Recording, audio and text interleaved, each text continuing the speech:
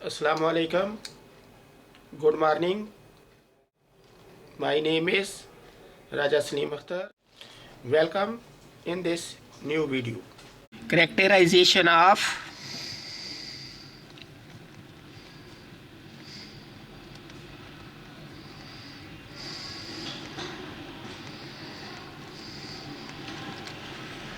continuous functions.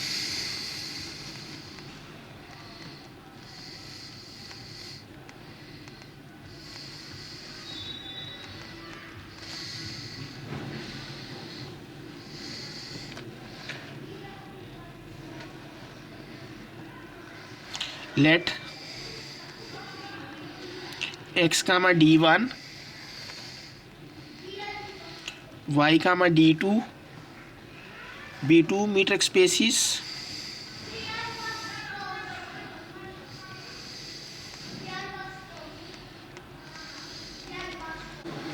let a function f from metric space x to metric space y, let a be any subset of metric space x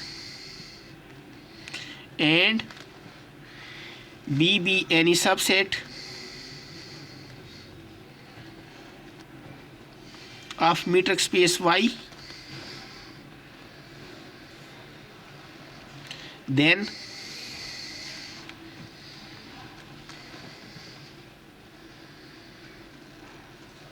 the image of A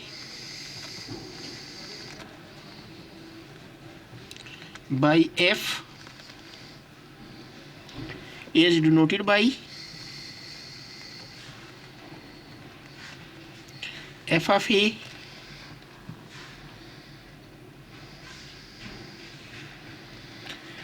which is the set of the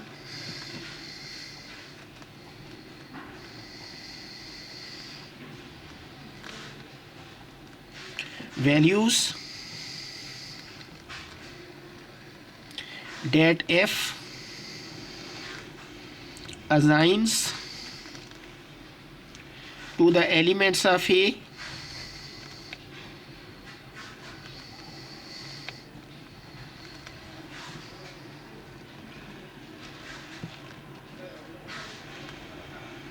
given as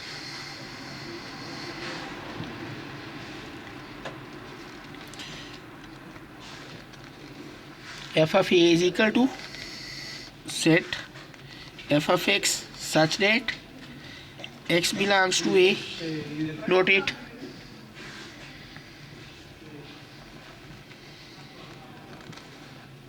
Second, the inverse image of B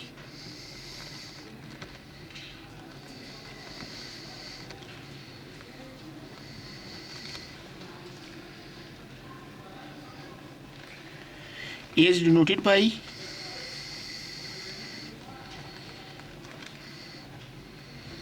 f inverse of set B and is given by f inverse B is equal to x belongs to metric space x such that f of x belongs to subset B of metric space y. Theorem.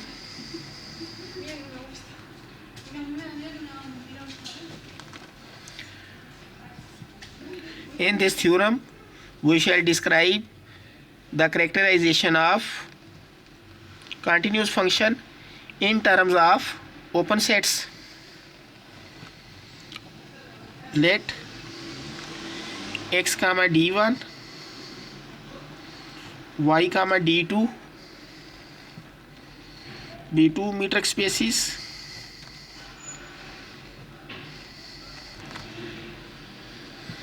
a function f from x to y is continuous if and only if for every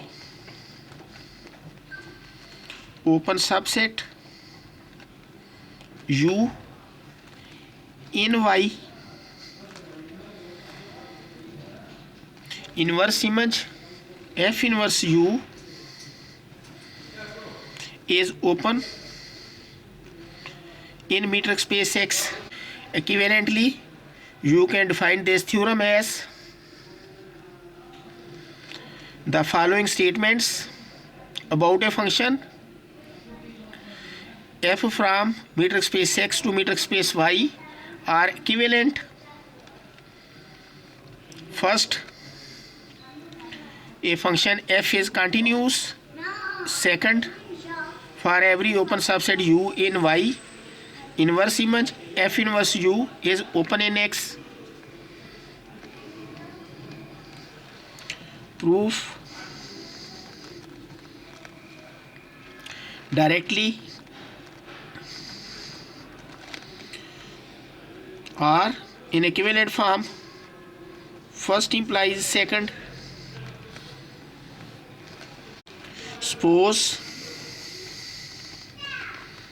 function f is continuous. Let U be any open subset of Y. For to show that inverse image f inverse U is open in X, let a point X belongs to inverse image f inverse U. This implies f of X belongs to U. Since U is open, therefore by definition of open set there exists an open ball B2 centered at f of X with radius epsilon contained in U. Since f is continuous, therefore by definition of continuous function, for given epsilon greater than 0 there exists a delta depending on epsilon greater than 0, a positive real number, such that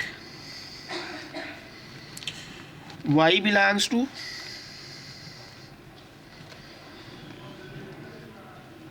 open ball B1 centered at X with radius delta in the metric space X comma D1 implies f of Y belongs to open ball B2 centered at f of X with radius epsilon in metric space Y comma D2.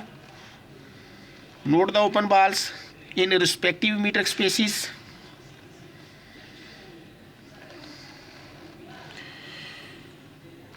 This open ball is contained in U. Therefore, this implies f of Y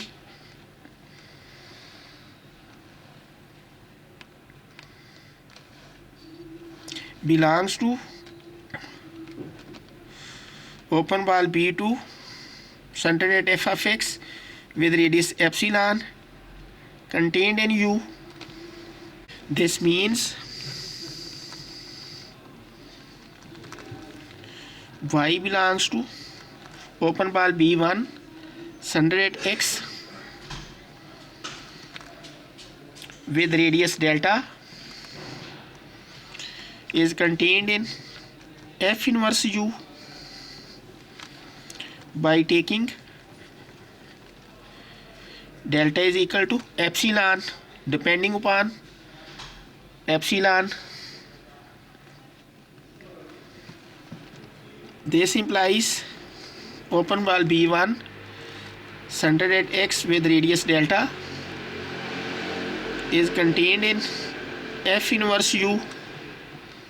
This implies F inverse u inverse image is open in metric space X. Conversely,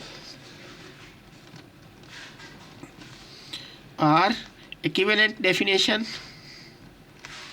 Second implies first. Note it. Suppose for every open subset U and Y inverse image F inverse U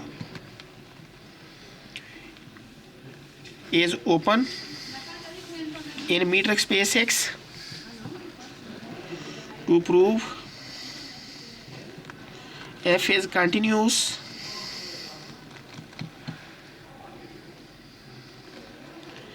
let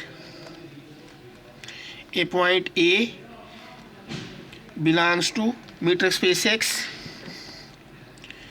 be any arbitrary element or point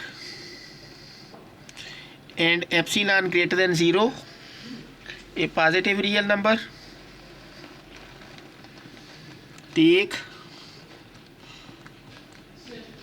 U is equal to open ball B2 centered at F of A with radius epsilon, which is open in Y. This implies F inverse U is open in X and contains the point A. Note it.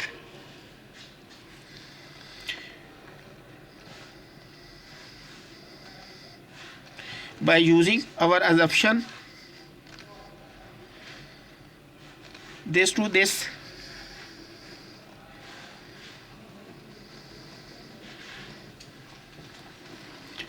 therefore by definition of open set, there is an open ball B1 centered at A with radius delta contained in F inverse U such that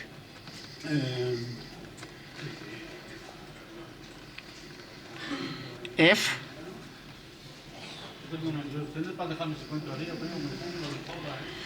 of open ball B1 centered at A with radius delta contained in U. This implies point X belongs to open ball B1 centered at A with radius delta, implies F of X belongs to open ball B2 centered at F of A with radius epsilon. This is the definition of continuous function. This implies F is continuous at A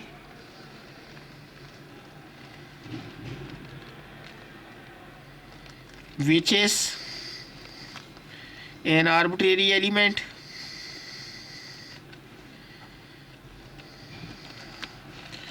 This implies f is continuous on metric space X Hence the proof. Theorem.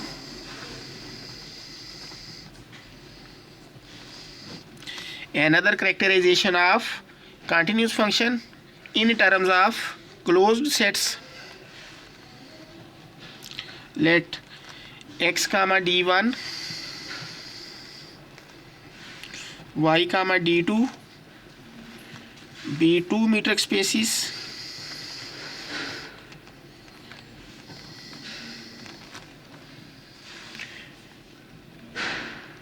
and f from metric space x to metric space y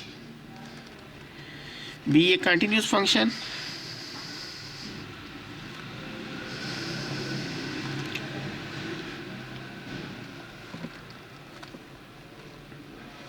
Then for every open subset u in y, the inverse image f inverse u is open in x if and only if for every closed subset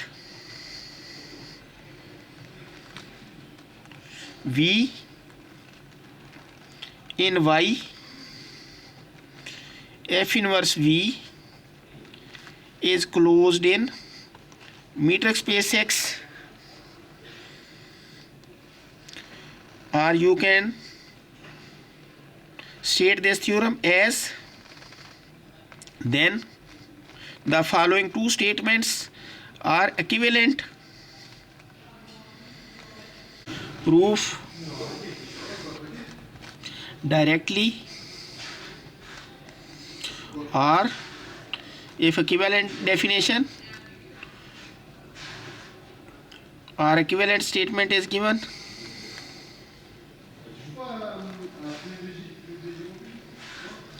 suppose for every open subset u in y, inverse image f inverse u is open in metric space x. For to prove for every closed subset v in y, inverse image f inverse v is closed in metric space x, let v be any closed subset of metric space y, then complement of v equal to y difference v is open in metric space y, and f inverse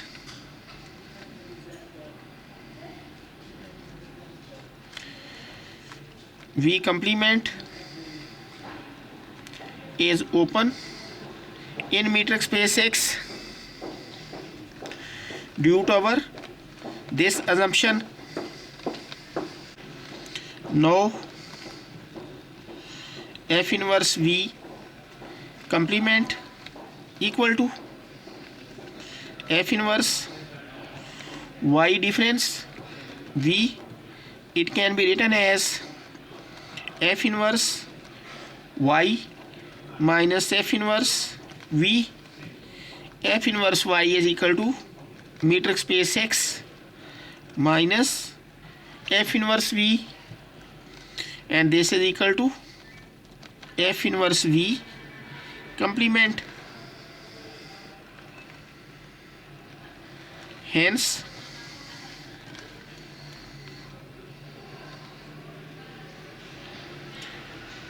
due to this is open in x,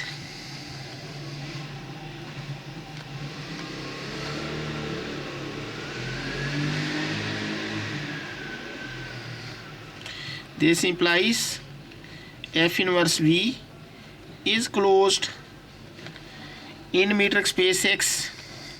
Conversely, our second implies first. Equivalent form. Suppose for every closed subset V in metric space Y, inverse image F inverse V is closed in metric space X, and we shall prove that for every open subset U in Y, F inverse U is open in metric space X. For this, let U be any open subset of metric space Y, then U complement equal to Y difference U is closed in metric space Y, and then by our assumption F inverse U complement is closed in metric space X. Now F inverse U complement can be written as F inverse Y difference U. It can be written as F inverse Y minus F inverse U. F inverse Y is equal to X minus F inverse U. It can be written as F inverse U complement. So this one is closed in metric space X, hence F inverse U complement is closed in metric space X. This implies F inverse U is open in metric space X, hence the proof. Theorem. Another characterization of continuous function, that is continuity in metric spaces. Let X comma Y be metric spaces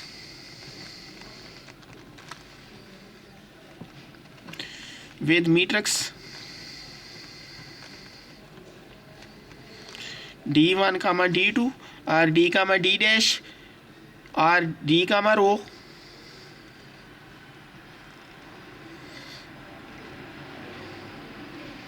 If not given, then understood automatically.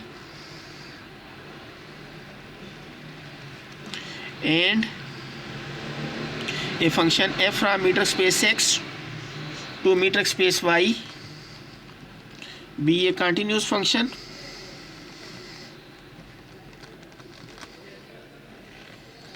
then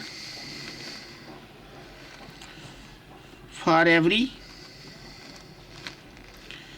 closed subset V in metric space Y, inverse image F inverse V is closed in metric space X if and only if for every subset U in metric space X, F of closure U contained in closure f of u, note it,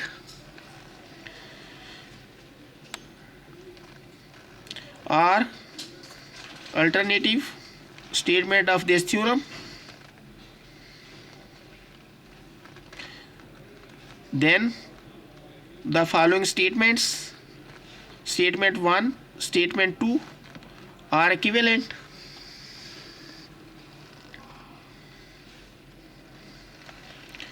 Proof directly or first implies second. Suppose for every closed subset V in metric space Y, inverse image F inverse V is closed in metric space X. For to prove for every subset U in metric space X, f of closure U contained in closure f of U. For this, let U be any subset of metric space X and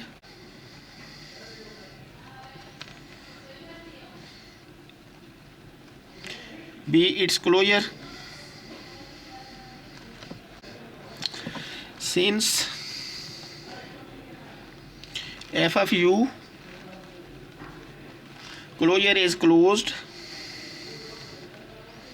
in metric space Y, therefore the inverse image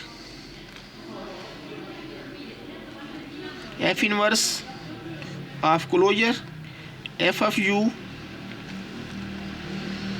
is closed in metric space X by our assumption.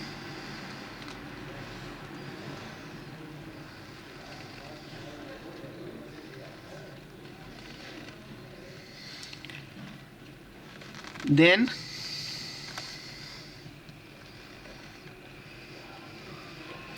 this contains u and then this contains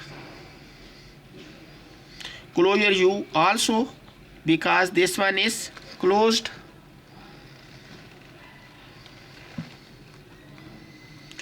Closure u contained in f inverse of closure f of u.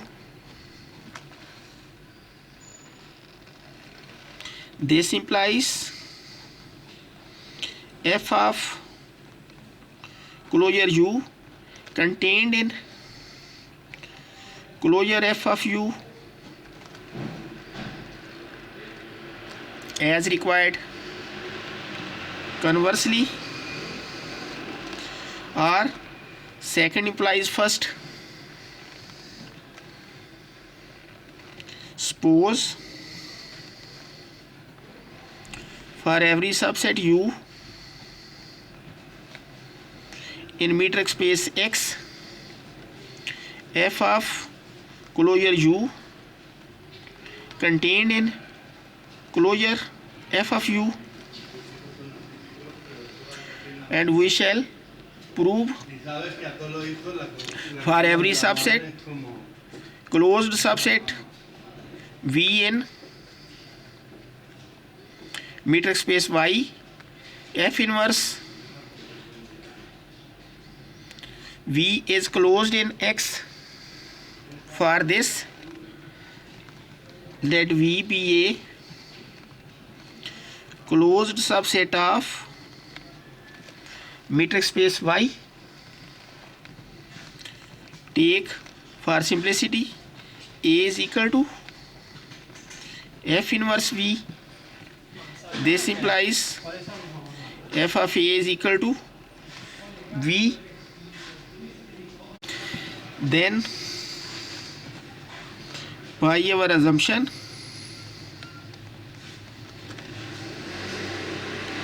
this one f of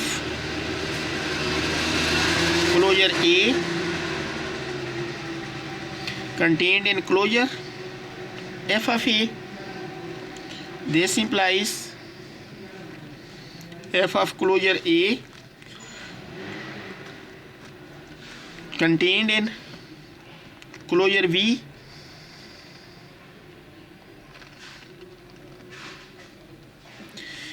is closed, so closure V is equal to V. This implies f of closure A contained in V, because V is closed, and so closure V is equal to V.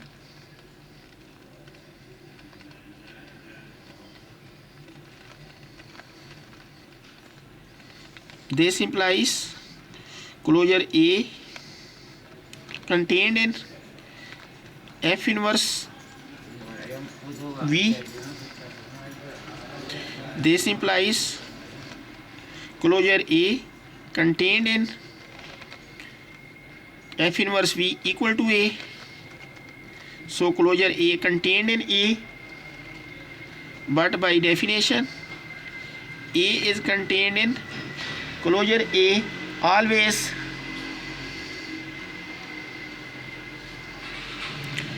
Therefore, from 1 and 2 we get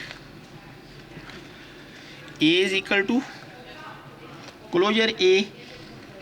This implies A is closed.